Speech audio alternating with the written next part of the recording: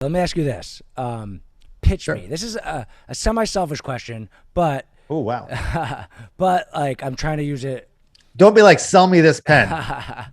No, I'm trying to use it kind of like that. I'm going to try to use it to like learn about this. My business did under 6 million, just under 6 million in sales last year. We have 17 employees. We do e-commerce. We sell clothing.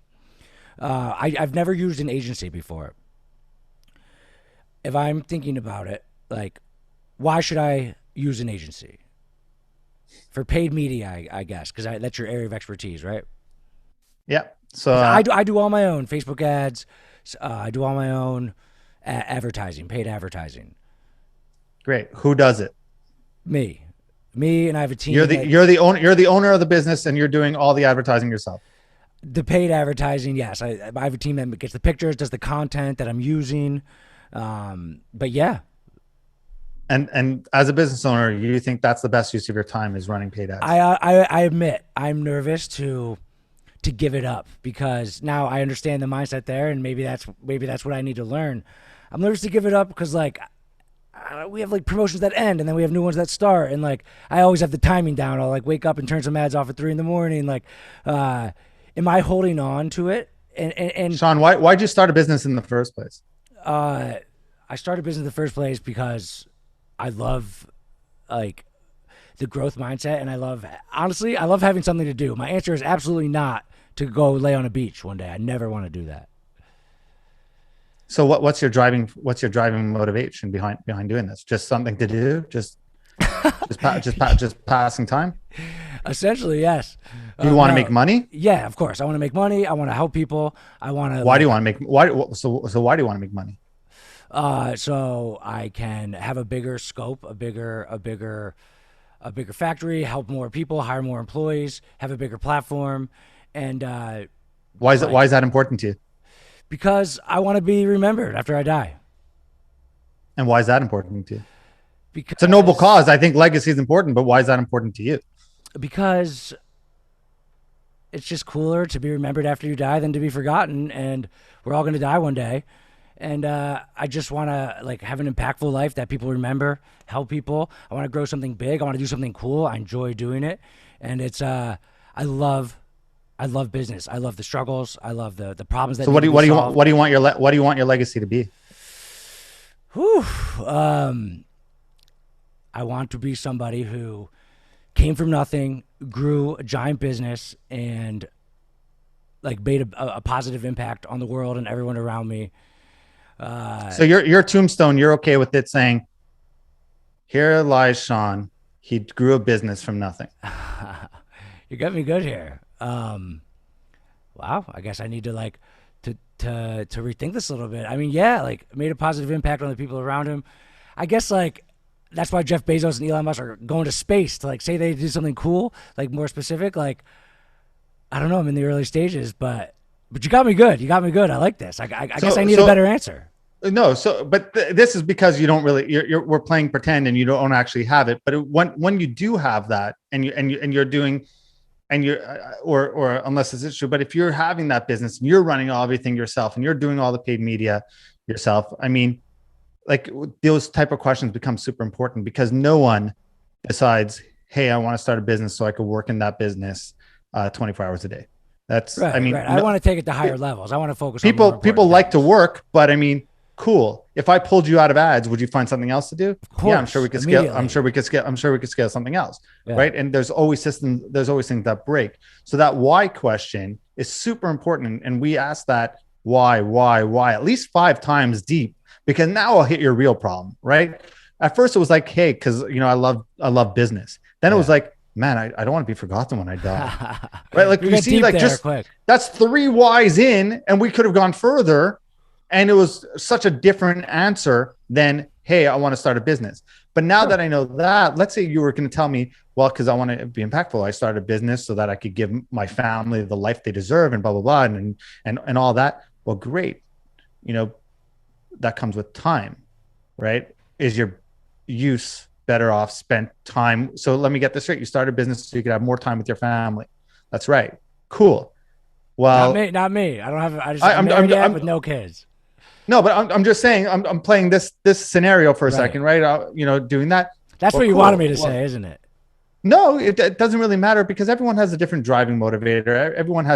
And it's okay. Like everyone has a dark side. Everyone has greed. Some people could be like, hey, oh, I just want a private jet. I've always loved private jets.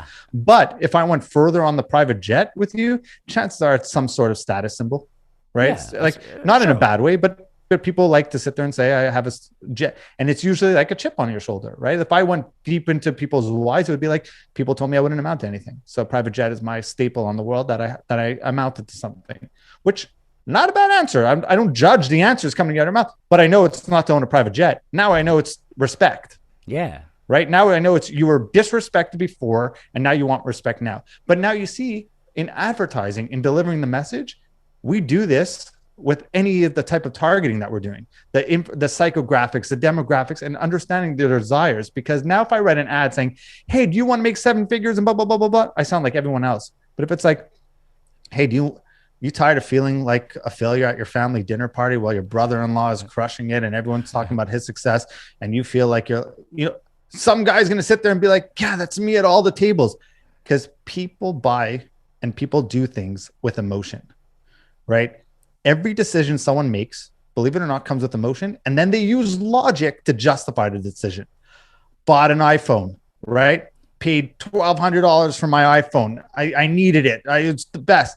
And then they spend time convincing themselves like, well, now that I have it, I could do this, this, and this for my business. It's technically a write-off because I could do this. That's the logic. But the emotion already came. The emotion is I need to have a new iPhone. The logic was used after. So if you could appeal to that emotion, that's where I was going with you on the why. Once I could get you onto that deep thing, then I could pitch you because I know exactly what your emotional decision making is. And then I could sell you emotionally. If I made it as like, logically, it would make more sense for you to outsource this so you could have time to run your business while I take it over for it's not good enough. Yeah. It's like, cool, but now still why you? And still why would I let go? But if I could give you that emotional reason of why to let go and back it up with logic, that's the winning combination. I see what you're saying. I mean, essentially the answer is to take that job off of your hands. But like there's the way that you pitch that to get that to somebody, you got to figure out where they're at, and like that's why the nature comes in.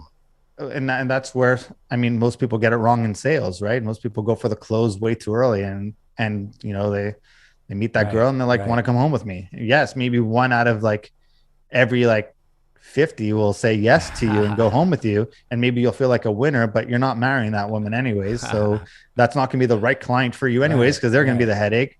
But yeah, I think at the agency, we probably kill more deals than we accept, because I need you to understand everything that comes on board with this.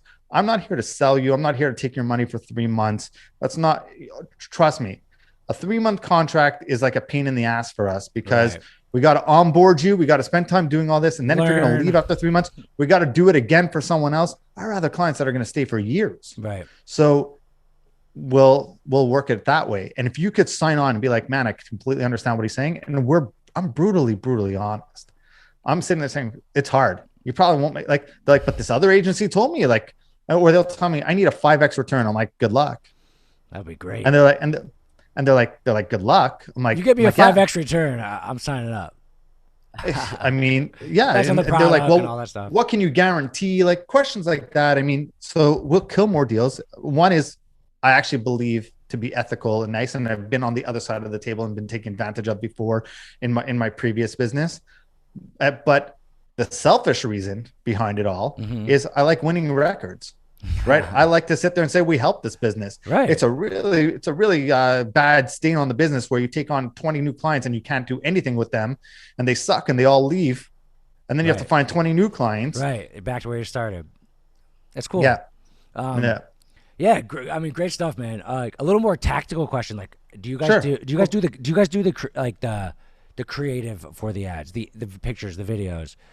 That's always another reason I'm like some. I've talked to a little bit of agencies before. They're like, yeah, we'll like make something for you. Like, I'm scared to give that up a little bit, like, because that's our brand. We want it to have like our look. Like, is that something you guys do? Yeah. So, I mean, I think your biggest problem is not wanting to give things up. I mean, very hard to grow without being the guy, the main man. On the sales side, I do have to work on that. On the operations side, I have operations manager. I have 17 employees. I leave them alone, and I understand this important skill of having to just trust other people and give it up. I've done that over and over. I just have got to the point in my business where now I have like a 3-person sales team. We're just kind of trying to build like how we do the sales thing. So I am like kind of careful about those elements of it. The ads. Look, and the it takes time, and I get it. I'm a control freak myself, so I'm just messing with you a little bit. It's very hard for me to give things up, but I'm telling you, it's the most rewarding when you could actually give it up and actually run the business as a CEO. Versus being the guy who needs to be involved in everything. I think for me, and I'm not saying for you, I think for me, there's probably some deep rooted insecurity in it. Like if I hand it off, am I really the guy doing it still? Like, can I really say this?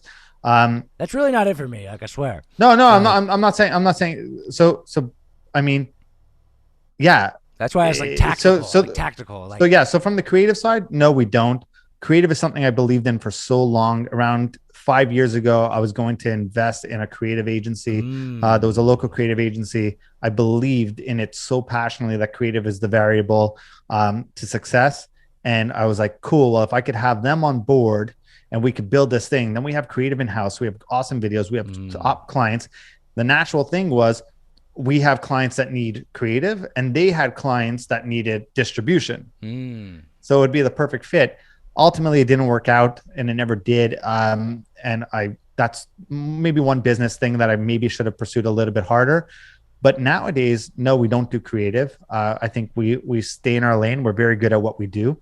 We definitely advise on what type of creative. We could definitely help.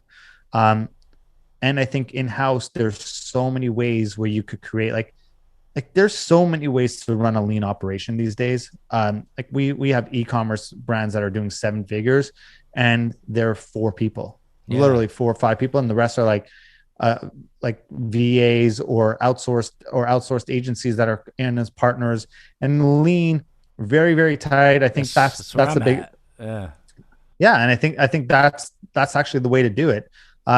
So I get not wanting to let go of the brand and outsource that to someone who doesn't get your brand and they deal with 180 clients and not do that. And we get that too. I mean, we ask our clients to give us the copy and the creative in the beginning so that we can learn your voice and your messaging then earn your trust on writing copy. We'll give you suggestions and you'll be like, man, that's really cool. And after like a few months or 6 months, or depending if you're a real big control freak, a year, you're like, cool, I'll let you guys write some copy that we'll approve and look over. And that's what we'll do. Cause at the end of the day, we see so many different brands. We know the type of messaging that needs to work. Right. So we'll advise. At the end of the day, we know where we stand. We work for you.